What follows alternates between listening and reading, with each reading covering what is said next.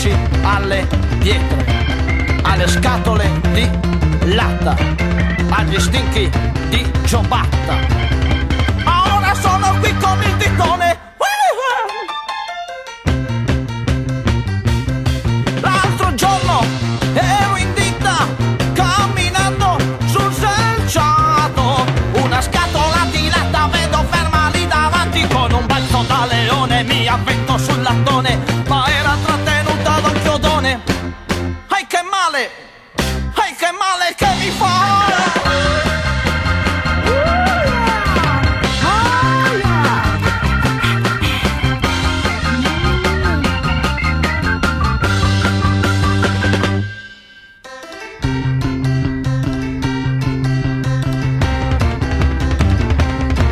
Sono anni che lavoro, ma sono sempre in malattia, non ho ancora superato quello che l'apprendistato.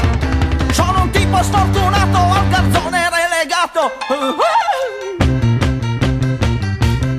I compagni del reparto, con lo scherzo un po' cinese, mi hanno messo in condizione di saltare qualche pasto. Questi ed altri sacrifici devo fare per campare, se ora io non posso lavorare è solo colpa del ditone.